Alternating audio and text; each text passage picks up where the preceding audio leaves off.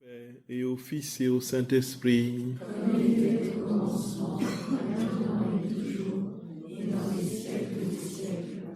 Ô mon Jésus, pardonnez-nous nos péchés, préservez-nous du feu de l'enfer et conduisez au ciel toutes les âmes, surtout celles qui ont le plus besoin de votre sainte miséricorde. Ô Marie conçue sans péché, ô Marie conçue sans péché, ô Marie conçue sans péché, que par la miséricorde de Dieu, les âmes des fidèles trépassés reposent en paix. Amen. Au nom du Père et du Fils et du Saint-Esprit. Amen. Chers frères et sœurs bien-aimés dans le Seigneur, nous rendons grâce à notre Dieu qui nous donne de comprendre combien nous sommes aimés de lui et combien il veut que nous soyons nous aussi amour en retour dans sa seule et divine volonté.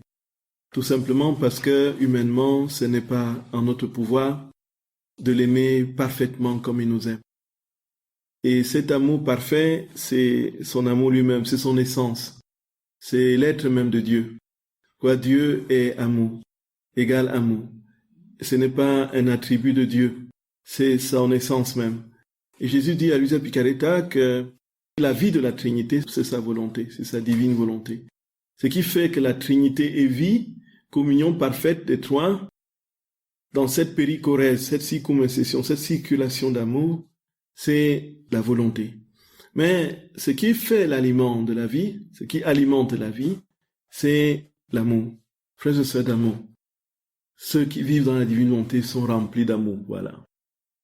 Il n'y a pas d'autre secret. Voyez, frères et sœurs bien-aimés. Il n'y a pas d'autre secret. Donc, ce n'est pas un truc dans le cerveau qui nous porte dans des contemplations, des sphères, des enseignements sublimes jamais égalés. Ce n'est pas un ensemble de théories, de principes théologiques. Ce n'est pas un ensemble de connaissances au sens premier du terme, de la connaissance déductive avec une capacité d'analyse et de mettre en lien les réalités pour soit tirer une conclusion ou une loi apodictique. Ce n'est pas la connaissance au sens d'une accumulation des savoirs. Frères et sœurs bien-aimés, la vie dans la divine volonté, c'est la vie de Dieu, c'est son aliment. Donc nous imaginons, nous avons la vie, si nous ne nous alimentons pas, nous mourrons. Si nous ne mangeons pas, nous mourrons. En fait, si la Trinité ne se nourrit pas d'amour, elle n'existe pas. Donc la vie de la Trinité, c'est sa volonté, dit Jésus, et son aliment, c'est l'amour. Donc, le critère ultime définitif de la vie dans la divine volonté, ce n'est pas les agitations. Voilà, maintenant, j'ai compris ce que c'est que la nouvelle sainteté. Voilà, je suis au-dessus des autres parce que cette nouvelle sainteté dépasse ce qui a été dit, et puis ça propage le troisième fiat, et puis on multiplie les mots, les fiat, on multiplie les actes suspendus, vous voyez, c'est la volonté voulue, c'est la volonté permissive, c'est la volonté ceci, c'est ainsi de suite. Et puis, on arrive à quoi? À l'enflux de l'ego. L'enflux de l'ego. Et l'ego prend, frères et sœurs bien-aimés, des boursouflures. Il finit par déraper dans toutes sortes de... Et il n'y a pas pire que l'orgueil spirituel. Frères et sœurs bien-aimés, l'orgueil, c'est ce qui a créé l'enfer. Et quand on arrive là, quand on en arrive là, avec des réalités, avec des choses spirituelles, on est sûr qu'on a atteint le fond. On est sûr qu'on a atteint le fond. Parce qu'il n'y a pas pire que l'orgueil. Et les pères de l'Église, frères et sœurs bien-aimés, insistent là-dessus. La plus grande des terreurs de l'âme, la plus grande terreur de l'âme, c'est l'orgueil. Ce n'est même pas l'impureté, disent les pères de l'Église. Ce n'est même pas l'impureté, disent les pères de l'Église. Parce qu'on a posé, au fond, dans tous sont des péchés capitaux, la luxure, mais dans les péchés capitaux, il y a des papes. Et le pape de tous les péchés capitaux, c'est l'orgueil. Voyez, frères et sœurs d'amour. Et puis, si on y arrive avec les réalités spirituelles, ça veut dire qu'on s'est servi de Dieu. Et ça veut dire quoi encore très concrètement? Ça veut dire qu'on a voulu prendre la place de Dieu. Frères et sœurs bien-aimés, c'est absolument terrible. Et c'est pourquoi le seul moyen de vérifier qu'on est vraiment en Dieu, ce n'est pas dans les connaissances qu'on a. Jésus dit que s'il avait besoin, il n'a pas choisi parmi ses disciples des docteurs. Il n'a pas choisi des gens qui avaient une science des connaissances. Tous étaient pratiquement des ignorants. Presque tous des ignorants. En commençant par le premier d'entre eux que Jésus choisit pour être le chef de son église. Pierre, qui ne savait ni lire ni écrire. Vous imaginez, Dieu se choisit un analphabète pour conduire son peuple, pour lui confier les clés du royaume des cieux. Un analphabète. Et il dit à Luisa Picaretta que s'il avait choisi des savants, qu'est-ce qu'ils auraient fait? Ils auraient discouru, n'est-ce pas? Passé le temps à discourir du verbiage. Voyez, à qui voudrait montrer sa science, à qui voudrait montrer qu'il connaît un peu plus de tournure de phrases, à qui voudrait montrer qu'il a une plus grande facilité à entrer dans des arguties, à qui voudrait montrer que sa science est nettement supérieure, que son argumentation vaut plus que ceci parce que d'autres preuves supplémentaires sont apportées à l'argumentation et que le syllogisme est infiniment plus implacable que ce qui avait été dit auparavant. Et on part de déconstruction en déconstruction et on aboutit, frères et sœurs bien-aimés, à la sécheresse de l'âme. Au lieu de vivre de cette vie de Dieu, on serait dans des salons en train de discourir et de discuter et à s'écouter pérorer. La vie dans la divine volonté, c'est l'amour. C'est l'amour. On ne l'oublie pas. Qu'on ne l'oublie pas, frères et sœurs d'amour. Qu'on ne l'oublie pas. Et quand Jésus saisit progressivement, si vous vous rendez compte qu'il y a toujours plus de présence de Dieu en vous, vous le vérifierez par une seule chose. Votre facilité et votre capacité à vous donner à Dieu et à vous donner aux autres. Il n'y a pas d'autre critère. Ce qui veut dire que la vie dans la divine volonté ne vient pas abolir, gloria, mais accomplir. Oui, frères et sœurs bien-aimés, ne vient pas abolir, mais accomplir. Ce qui a été dit dans l'Écriture trouve son achèvement, effectivement, ici, dans ces enseignements sublimes que le Seigneur donne à Luisa Picaretta, et qui nous introduisent dans la perfection de l'amour, dans ce qui est déjà contenu dans l'Écriture. Ce qui veut dire que Luisa Picaretta, dans ses écrits, vient tout simplement expliciter, le Seigneur vient expliciter ce qui est déjà dans l'Écriture. Dans les enseignements qu'il donne, tout est dans la Bible, tout est dans la Bible. La divine volonté est dans la Bible de manière parfaite. Tout est là-dedans, il n'y a pas à chercher plus, tout est là. Et si l'on avait les oreilles et les yeux de Jésus pour comprendre ce qu'il a dit au cours de sa vie terrestre, on comprendrait ce qu'il a vu dans la divine volonté de manière immédiate et parfaite. Et c'est ce qui viendra dans le temps. Les gens tiendront la Bible, ils tiendront l'évangile, le livre du ciel, et puis tout sera clair et net. Alors, frères et sœurs d'amour, soyons très prudents. Je voulais vraiment qu'on en parle. Soyons très prudents. Le secret de la vie d'une âme transformée en Dieu, le fruit immédiat et parfait, c'est la vie même de Dieu qui est l'aliment, c'est son amour. Quand je comprendrai que l'amour monte toujours plus en moi, et alors, frères et sœurs d'amour, je comprendrai que Dieu commence à prendre place en moi de manière très sérieuse. Gloria, béni sois-tu Jésus. Frères et sœurs d'amour, c'est vraiment, vraiment gravé au tréfonds de notre âme. D'autant plus que Jésus dit que cet amour qu'il vient déposer en nous, c'est Saint Paul qui le dit dans l'Épître aux Romains au chapitre 5, verset 5, l'amour de Dieu a été gravé dans nos cœurs par le Saint-Esprit qui vous a été donné. Alors, ça veut dire que l'amour est connaturel à la présence de Dieu, à son esprit en nous. Et qui dit Esprit Saint, dit les autres personnes, puisque les trois ne sont jamais détachés. Les trois se distinguent, mais sont inextricablement unis. On ne peut pas les détacher.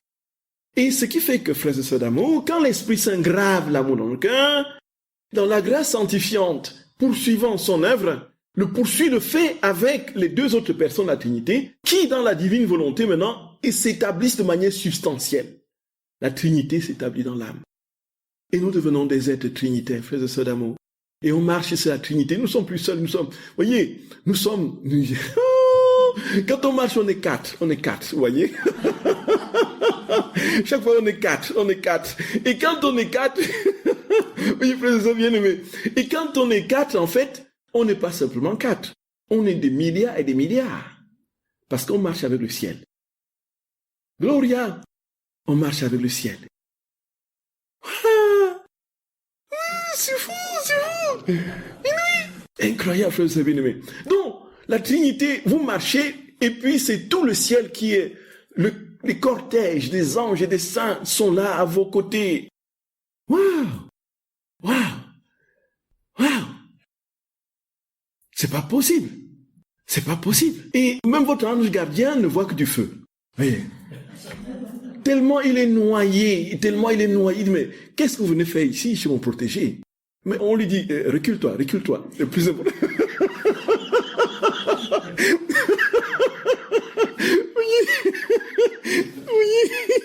Oui. Et puis, voyez? Et puis il dit, mais en fait, c'est moi qui le... Non, recule-toi, laisse-nous faire. Et c'est des milliards qui s'attroupent autour de vous. Parce qu'ils s'attroupent autour de la Trinité qui est en vous. C'est immense. C'est immense, frère bien-aimé. Et j'aimerais que le Seigneur un jour nous ouvre les yeux spirituels, que nous voyions vraiment ce qui se passe dans ce monde invisible, quand nous anges gardiens, et puis tous ces saints qui nous entourent, et la Trinité qui marche en nous. C'est fou! Et quand nous passons, nous répandons l'amour. Nous passons, nous répandons la douceur. Nous passons, nous répandons l'humilité. Nous passons, nous répandons la foi. Nous passons, nous répandons l'espérance. Nous passons, nous répandons Gloria! Nous distribuons la lumière. Nous distribuons, frères et sœurs bien-aimés, des pétales de... Waouh! Waouh! Ça n'a pas de nom. Et Dieu qui est infini, frères et sœurs d'amour, il dit que il a la capacité, du fait de sa divine volonté, de s'éclater, de se multiplier autant qu'il le veut, parce qu'il est éternel. Nous sommes d'accord, frères et sœurs bien-aimés. Nous sommes d'accord. Donc il n'y a pas de limite de bilocation en Dieu, de multilocation. Déjà, on parle de bilocation quand on parle de deux, voyez. Qu'on parle de deux. Donc l'ubiquité, c'est d'être partout, voilà, partout, de manière parfaite. Voyez. Et Jésus dit que sa divine volonté a donné un Jésus à chaque âme. Donc il y a autant de Jésus que d'âmes qui croient. Il y a autant de Jésus et de Trinité que d'actes dans la divine volonté. Nous imaginons les Trinités qui sortent de nos actes, que nous soyons mobiles ou immobiles. Immobiles, nous respirons. Nous imaginons les nombreuses Trinités qui sortent à chaque respiration. Nous imaginons les nombreuses Trinités qui sortent à chaque regard, clignotement de l'œil, pas marqué, ainsi de suite. Nous imaginons les Trinités qui sortent de nos bâillements. Jésus dit que les actes naturels, frères et sœurs d'amour, quand nous dormons, Dieu continue son œuvre en nous. Il continue à sortir. Et ces actes, frères et sœurs d'amour, c'est ce qui fait sa vie. C'est qu'à un moment donné, nous nous rendons compte, au fur et à mesure que nous vivons dans cette vie et que nous multiplions nos actes dans la divine volonté, à un moment, nous nous rendons compte toujours plus que la paix commence à gagner nos cœurs. Il y a toujours plus, c'est-à-dire que le terrain qui est gagné, justement, par la maîtrise de soi, par les vertus, bref. Donc, bref, par la vie de Dieu. Et donc, par les fruits de l'esprit, Galates au chapitre 2. Et ici, frères et sœurs de mon cœur, le Seigneur nous dit très clairement, s'il te plaît, j'ai besoin de tout, absolument de tout. Je ne veux rien, absolument rien te laisser. Rien. J'ai besoin de tout, absolument tout.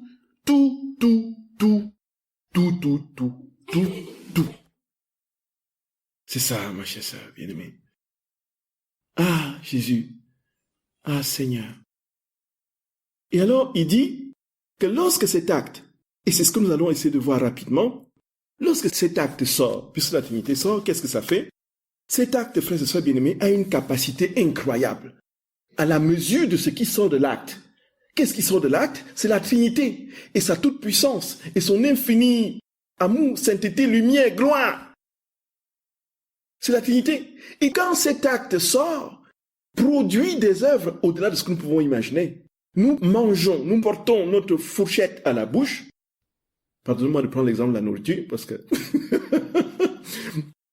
ce qui se passe, frères et sœurs d'amour, c'est que Jésus dit que cet acte-là, qui est de porter la fourchette à la bouche va aller dans toutes les générations, passé, présent et futur, depuis le commencement du monde jusqu'à la fin, et réparer, et sanctifier, diviniser, christifier tous les actes qui n'ont pas été posés avec amour dans l'ordre de ce que nous posons, dans l'ordre du manger. Toutes les gourmandises, les goinfris, les ripailles, les orgies, tout ce qui a été. Et puis, qu'est-ce que ça fait d'autre, frères et sœurs d'amour? Ça fait les saints qui sont au ciel, qui ont posé ce type d'actes-là, et qui n'étaient pas des actes divins, ça va leur donner la consistance divine des actes qu'ils n'ont pas fait sur la terre, et nous refaisons les actes des saints, et nous leur donnons la splendeur de la vie de Dieu, par des actes que nous posons aujourd'hui dans la divine volonté. Et les saints au ciel voient les actes qu'ils ont faits sur la terre, et qui n'étaient pas dans la divine volonté, reprendre splendeur de la vie divine et les rejoindre, pour leur donner un surcroît de béatitude. Gloria! Voyez ça, frères et sœurs bien-aimés! Waouh! Waouh! Comme disent les jeunes, c'est un truc de malade.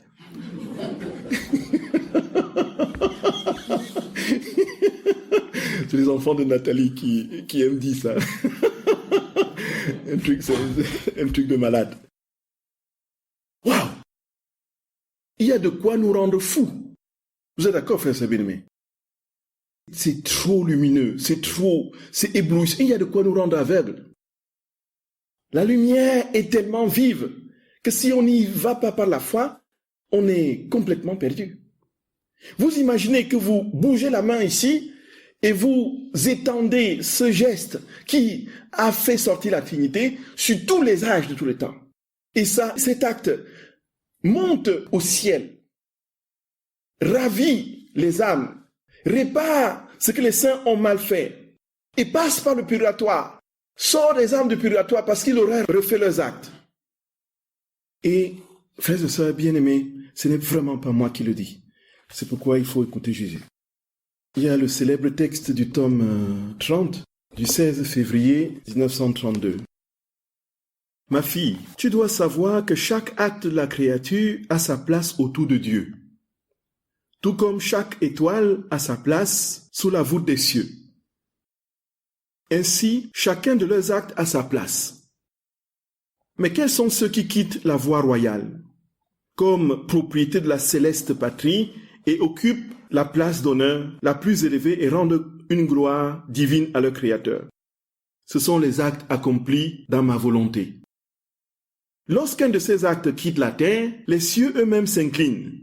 Tous les bienheureux sont à sa rencontre pour accompagner cet acte jusqu'à sa place d'honneur autour du trône suprême. Voyez, oh, c'est incroyable. Tout le ciel est en branle quand vous posez un acte dans la divine volonté.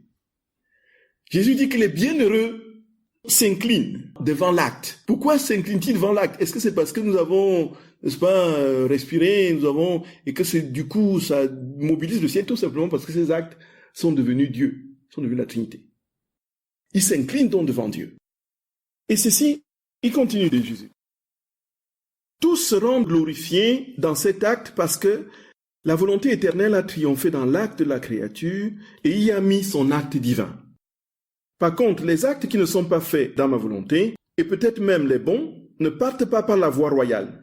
Ils empruntent des voies tortueuses et font un très long arrêt en passant par le purgatoire, où ils attendent la créature pour être purifiée par le feu. Et lorsqu'ils ont fini de se purifier, ils partent alors vers le ciel pour y prendre leur place, non parmi les hauts rangs, mais dans les rangs secondaires. Vois-tu la grande différence?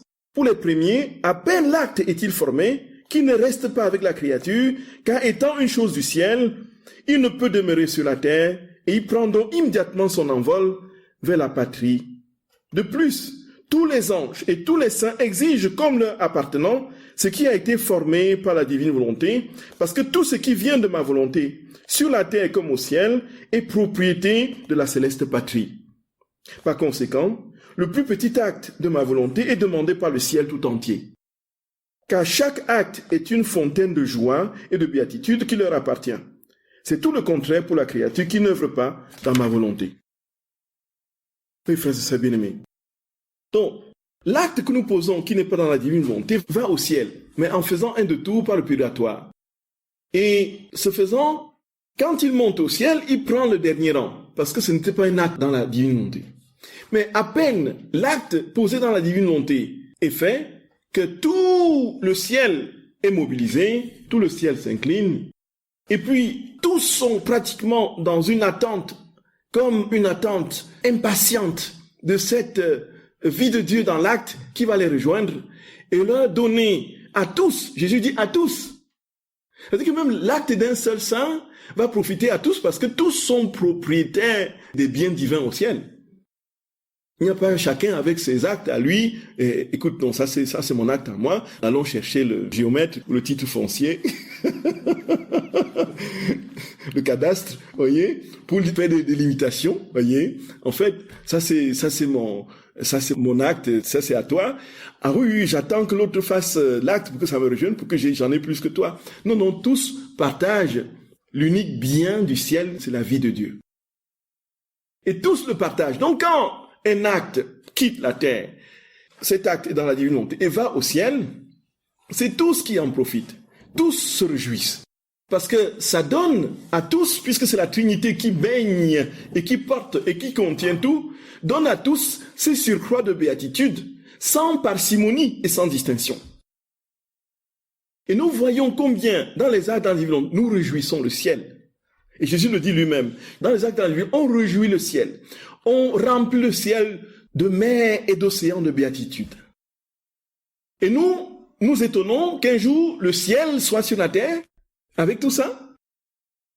Quand Dieu aura vu que toutes les âmes, frères et sœurs bien-aimés, imprégnées de lui, seront pratiquement identiques à ceux qui sont au ciel, qu'est-ce qu'il va faire? Il viendra sillonner dans les cœurs ici.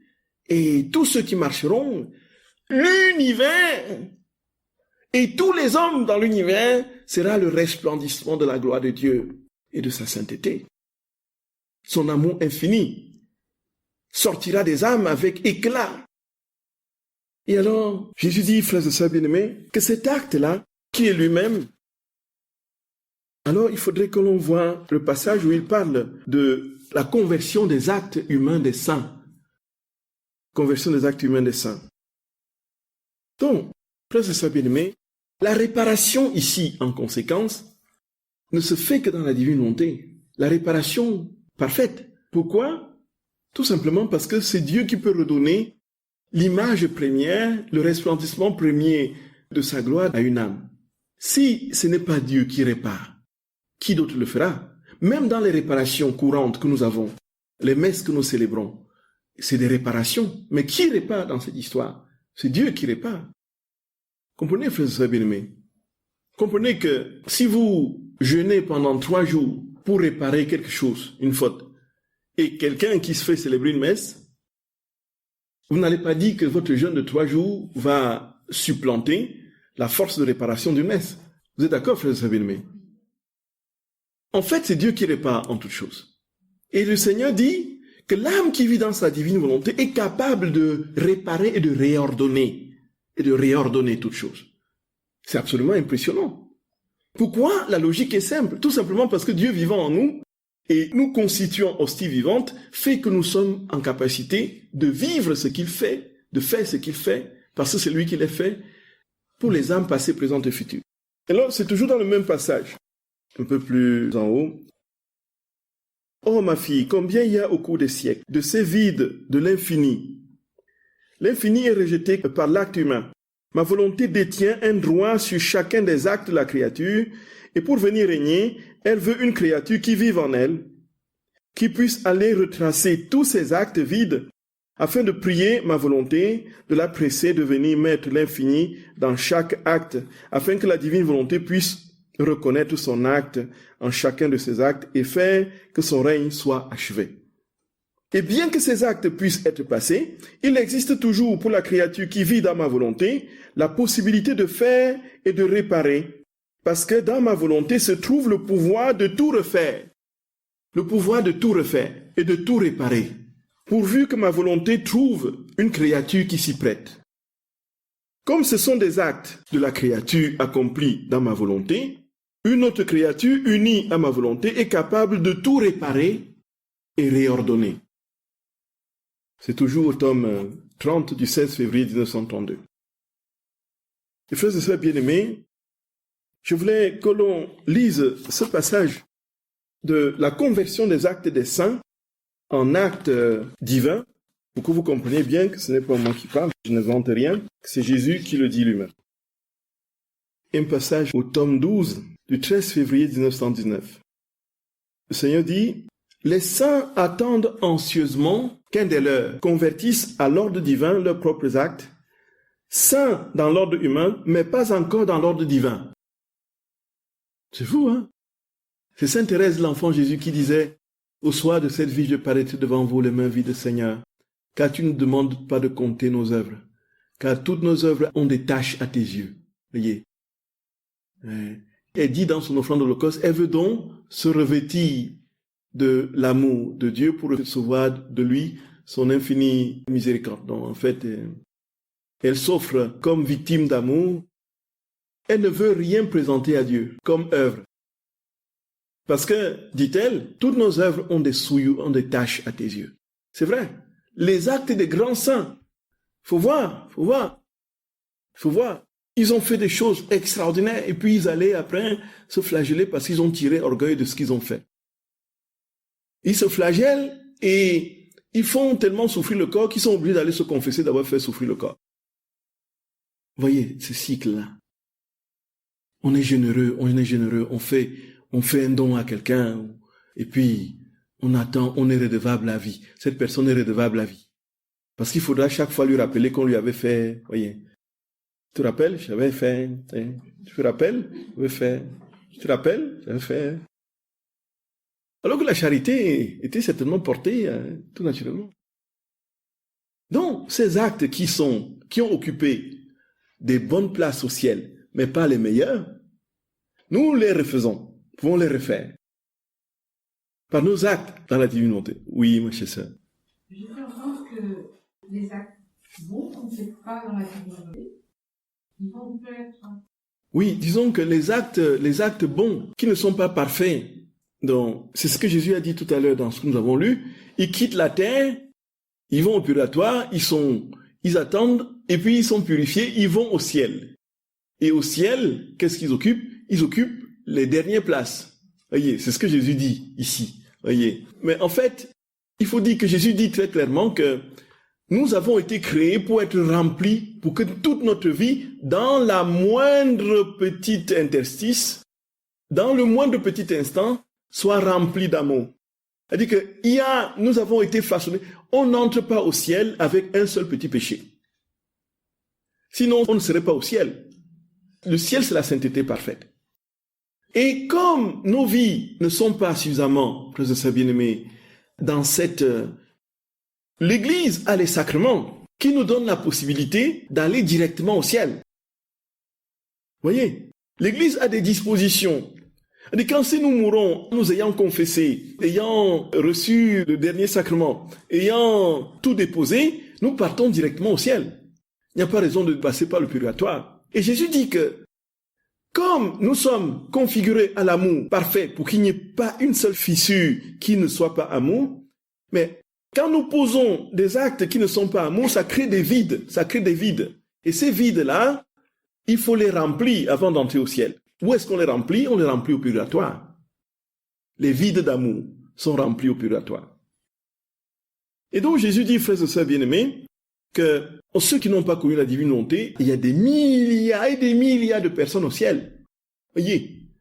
Et qu'est-ce qui s'est passé? Soit ils sont passés par le purgatoire, soit ils sont passés directement. Il y a toutes les grâces que l'Église a mis à disposition. Les sacrements, et puis les indulgences même. Vous savez que tous les vendredis de carême, il y a une indulgence plénière.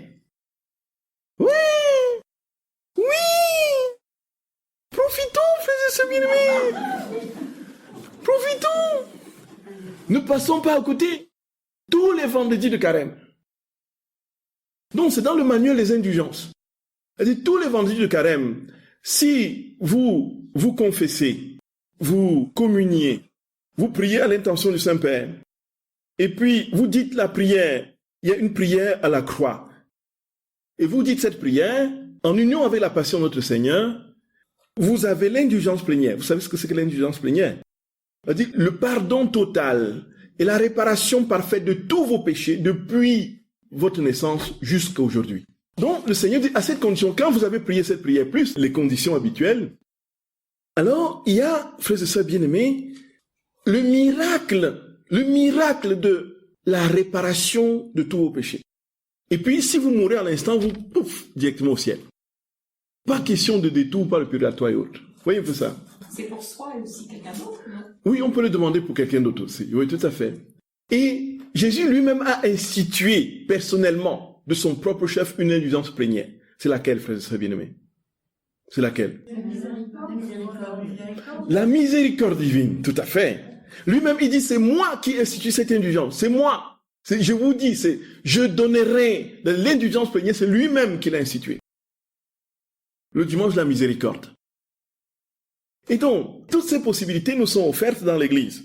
Mais maintenant, quand nous avons encore plus la grâce de vivre dans la divine volonté, donc chaque jour, à chaque instant, nous nous remplissons de Dieu de manière parfaite. Et si nous sommes dans les bonnes dispositions, quand le Seigneur vient, voilà, il trouve sa vie en nous. En fait, il n'attend même pas que nous mourions pour venir habiter totalement notre être. Me voici au banc au trait de Jésus, prosterné en votre présence. Je vous prie et je vous conjure, avec toute l'ardeur de mon âme, d'imprimer dans mon cœur de vifs sentiments de foi, d'espérance et de charité, un vrai repentir de mes péchés et une volonté très ferme de m'en corriger. Tandis qu'avec un grand amour et une grande douleur, je considère et contemple en esprit vos simplets, ayant devant les yeux ces paroles que déjà le prophète David vous faisait dire de vous-même, ô bon Jésus, ils ont percé mes mains et mes pieds, ils ont compté tous mes os. C'est cette prière-ci qui est dite pour les indulgences du vendredi de Carême. Ensuite, d'autres possibilités d'indulgence, c'est Noël et Pâques. Et puis, à la fête de la miséricorde, divine, l'année de la miséricorde, je crois que c'était en 2013 là, non? L'indulgence plénière était accordée tous les jours, pendant une année. Waouh! Voyez un peu ça. Donc, l'année de la miséricorde, décrétée le Pape François. Donc, il y a eu donc ces grâces-là. Et le Seigneur dit que, frères et sœurs d'amour, il y a nécessité donc de refaire les œuvres des saints. On était là-dessus lorsque Jésus parlait des actes des saints qui étaient réparés. Et donc voici que notre Seigneur, frères et sœurs d'amour, nous dit très clairement que ces actes des saints-là se renouvellent et se refont. Donc, les saints attendent anxieusement qu'un des leurs convertisse à l'ordre divin leurs propres actes saints dans l'ordre humain, mais pas encore dans l'ordre divin. Qu'ainsi toutes leurs actions soient immergées dans la divine volonté et marquées de l'empreinte de l'Éternel. Et nous avons lu. Et donc, les actes aussi, et dans la divine volonté, ruissellent partout, dans tous les âges, comme nous l'avons dit, et complètent les actes des saints, dans les âges passés, présents et futurs. Passage au tome 13 du 9 août 1921. Les actes accomplis dans ma volonté ruissellent partout, sur la terre et dans le ciel. Ils ruissellent vers le passé, parce que ma volonté a toujours existé, vers le présent, parce que ma volonté est encore active, vers le futur, parce que ma volonté existera à jamais.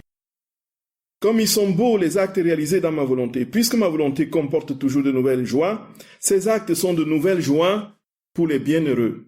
Ils complètent les actes des saints qui n'ont pas pu être accomplis dans ma volonté. Ils sont de nouvelles grâces pour toutes les créatures. Oui, Jésus qui le dit, frère, c'est bien. Voyez. Oh là là. Oh Seigneur, mon roi. Si tout cela pouvait être réalité là tout de suite, quoi. Dans nos vies, là. Dans nos vies, là. On serait toujours dans le paradis. On serait toujours au ciel. Toujours dans la paix. Toujours dans la joie. Toujours. Et malheureusement, faut encore attendre. Nos vies sont tellement saisies par mille et une complexités, douleurs, souffrances, et angoisses et tout ça. Et bien malin celui qui viendrait se poster en disant, voici maintenant, voyez, je connais la divine volonté, hein. Ça. Là maintenant, je suis au ciel. Attendons de voir, montrez-moi que vous êtes au ciel. Montrez-moi que vous êtes au ciel. Qu'il n'y a plus rien à faire. Donc, humilité. Humilité. Humilité, frères et sœurs bien-aimés. Le Seigneur ne s'est pas autrement manifesté que dans l'humilité, dans cette humilité. Alors, ô combien, oh Jésus d'amour. Et pour terminer, comme c'est une retraite de commençants et que ça a été très clairement dit que il y a beaucoup de questions effectivement qui sont venues par rapport à, bon, c'est quoi? Enfin, on va commencer. Comment est-ce qu'on va vivre ça? Je suis toujours dans le distrait, je fais 1000 choses à la fois. Comment je peux penser à Dieu en faisant 1000 choses à la fois et tout ça. Et c'est alors que maintenant que nous avons compris la théorie, maintenant concrètement, comment est-ce qu'on le vit? La pratique. Pratique. Voici que Jésus donne à Luisa Picaretta, lui qui n'est pas dans les nuages, une méthode concrète pour vivre cette vie dans la divine volonté. En fait, il commence par dire que la vie dans la divine volonté, c'est la sainteté de l'humanité de Jésus. Donc, qu'est-ce que ça veut dire? Ça veut dire que non, c'est Jésus qui fait les choses en nous. Donc, nous entrons dans son humanité et nous le laissons faire. C'est cela, en fait. Il y a le passage du tome 6 du 17 octobre 1904. Je poursuivais dans mon état habituel. Dès que Jésus vint, il me dit, « Ma fille, il est nécessaire d'œuvrer en union avec l'humanité du Christ et avec sa volonté, comme si la volonté de l'homme et celle du Christ ne faisaient qu'un, et cela uniquement pour plaire à Dieu. En agissant ainsi, l'âme se trouve en continuelle relation avec Dieu, puisque l'humanité du Christ était une sorte de voile couvrant sa divinité. Quand on œuvre en passant par ce voile, on est automatiquement avec Dieu. Celui qui ne veut pas œuvrer par le moyen de la très sainte humanité de notre Seigneur et qui veut trouver le Christ est comme quelqu'un qui veut trouver le fruit sans trouver son enveloppe. Cela est impossible. Voyez. La divinité, c'est le fruit à l'intérieur. Et l'humanité, c'est l'enveloppe. C'est un peu la comparaison que Jésus fait. Si tu veux accéder au fruit, il faut, voyez, vous n'allez pas comme ça entrer dans la banane sans passer par l'épluchure. Vous êtes d'accord, frère Sabine? Il n'y a pas de banane suspendue comme ça sans épluchure. Donc sans sa peau. S'il y a une banane qui tombe d'un bananier sans la peau, il y a un problème. C'est que déjà, vous avez vu que les oiseaux ont déjà pratiquement tout achevé. Il ne reste plus rien de la banane. La peau est constitutive de la banane. Comme l'humanité de Jésus est constitutive de sa divinité. On ne peut pas aller à la divinité sans passer par l'humanité. Donc, on entre dans l'enveloppe de l'humanité de Jésus et on épouse sa divinité. Ça, c'est ce que Jésus dit. Et alors, qu'est-ce qu'on fait là? En lui, on pose des actes. Et il y a l'autre méthode, donc les actes, il y a des actes préalables et des actes actuels, dit Jésus. Il y a le célèbre texte du tome 14, du 27 mai 1922, où Jésus dit, « Je me disais, si un acte accompli dans la volonté de Jésus est si grand, combien de ces actes, hélas, je laisse échapper? Mon doux Jésus, s'approchant de moi en mon intérieur, me dit, « Ma fille, il y a dans ma volonté l'acte préalable et l'acte actuel. L'acte préalable se produit lorsque l'âme, au début du jour, fixe sa volonté sur la mienne, confirme qu'elle veut vivre et opérer dans ma volonté uniquement. Par cet acte, elle anticipe tous ces actes et les dépose dans ma volonté. Par ce consentement préalable, le soleil de ma volonté se lève et ma vie est reproduite dans tous les actes, comme dans un seul acte actuel. Toutefois, l'acte préalable peut être obscurci par certaines dispositions humaines. La volonté propre, l'estime de soi, la négligence, etc. Toutes ces choses sont comme des nuages se plaçant devant le soleil et qui rendent sa lumière moins brillante. Voyez. Donc Jésus dit très concrètement, le matin quand tu te réveilles, fixe ta volonté dans la mienne. Fixe ton regard et décide de faire tous tes actes de la journée dans ma volonté. Et demande-moi de les faire. Ça, c'est l'acte préalable. Demande-moi de les faire. Alors, tous les actes que tu poseras dans la journée, c'est moi qui les ferai.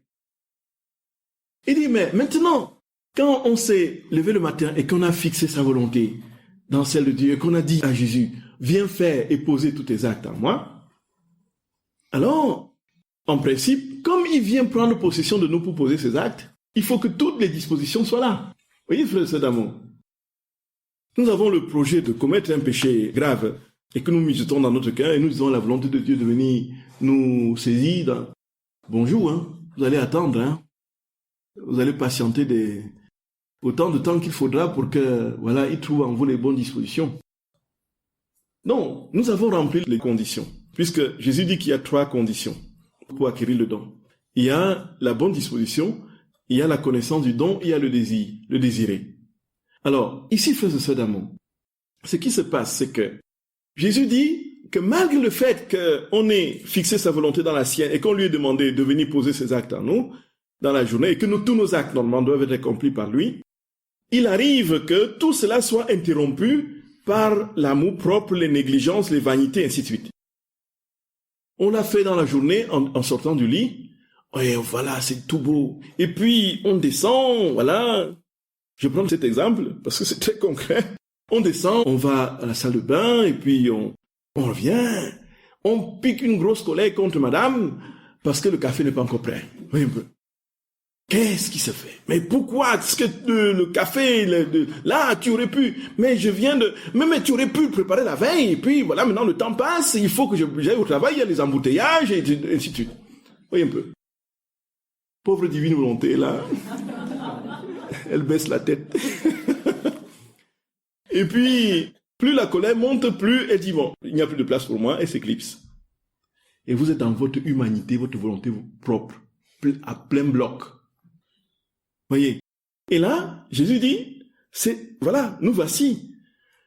La divine volonté a été balayée par les mauvaises dispositions, par les paresses, les négligences, ainsi de suite.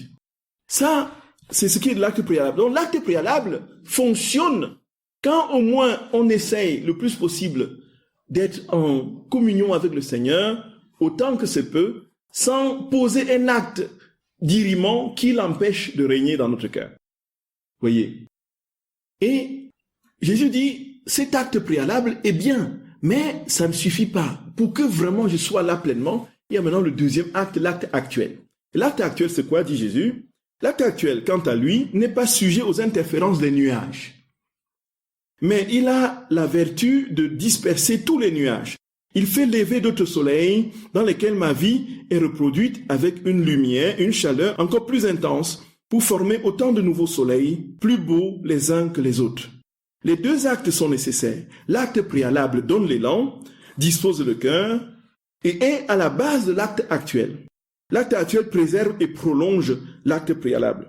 Et c'est quoi la méthode de l'acte actuel? Jésus le dit à Luisa Picaretta au tome 11. Du 14 août 1912. La méthode concrète de l'acte actuel, c'est quoi? C'est que pour que l'âme soit capable de s'oublier soi-même, tout ce qu'elle fait et tout ce qu'elle a à faire doit être accompli comme si je voulais le faire en elle. Si elle prie, l'âme devrait dire, c'est Jésus qui veut prier et je prie avec lui. Si elle travaille, c'est Jésus qui veut travailler. Si c'est Jésus qui veut marcher, c'est Jésus qui veut se lever, c'est Jésus qui veut s'amuser, et ça devrait être ainsi en toutes choses, pour le reste de son existence, à l'exception des erreurs.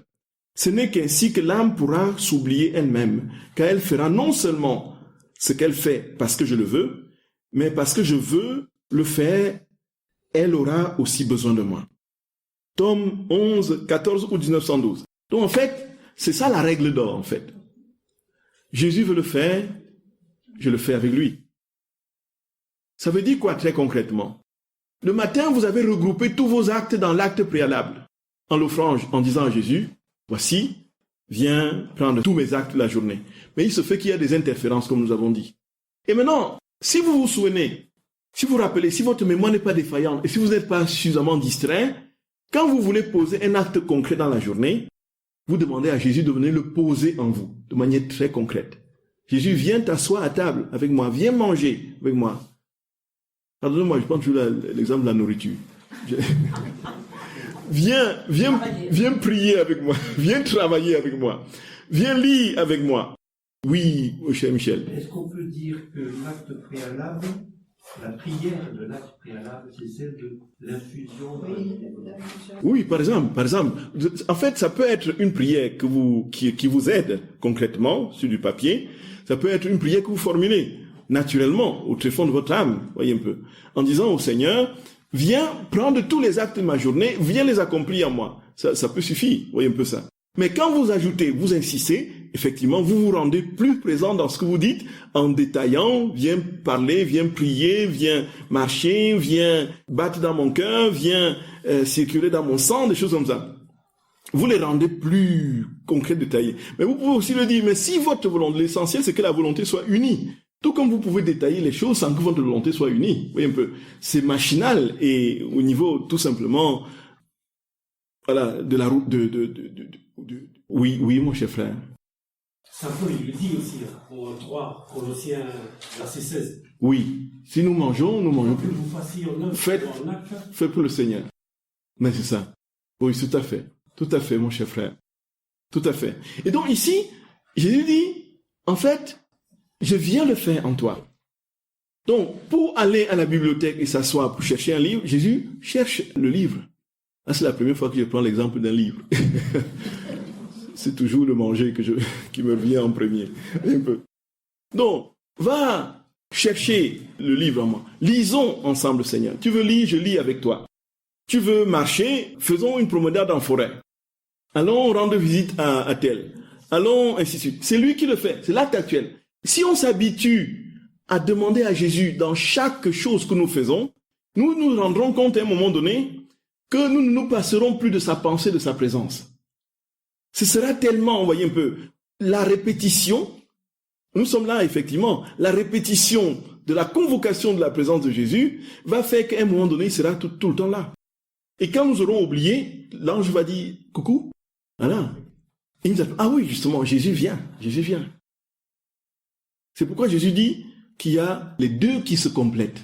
L'acte préalable le matin, l'acte actuel à tout moment quand on veut faire quelque chose, lorsqu'on y pense. Voyez. Et c'est mieux de s'habituer à y penser pour que Dieu soit constamment présent en nous. Ah, merci Jésus d'amour. Merci Seigneur notre roi. Accorde-nous, t'en supplions Seigneur, la grâce de vivre pour t'aimer et de te voir te mouvoir en nous, Seigneur. De te voir parler en nous, de te voir prier en nous, de te voir marcher en nous, de te voir, Seigneur, tout faire en nous. T'en supplions, respirer en nous. Merci Seigneur, merci. Tu sais que nous sommes combien de fois largement incapables de correspondre à ce que tu nous dis. Mais nous savons que, puisque c'est toi qui le fais, et comme tu promets et réalises toujours, nous te rendons grâce parce que tu le réalises déjà. Et tu vas nous rendre permanents dans cette vie parce que tu t'établiras véritablement dans nos âmes. Aide-nous à évacuer ce qui, encore au fond de notre cœur, ne correspond pas à ton amour et à ta vie. Et viens t'établir dans les moindres interstices de notre être et fais de nous un autre toi, Jésus. Fais de nous un autre toi. Fais de nous un autre toi. Je vous salue Marie, pleine de grâce. Le Seigneur est avec vous. Vous êtes bénie entre toutes les femmes, et Jésus, le fruit de vos entrailles, est béni. Sainte Marie, Mère de Dieu, priez pour nous pauvres pécheurs, maintenant et à l'heure de notre mort. Amen. Au nom du Père et du Fils et du Saint-Esprit.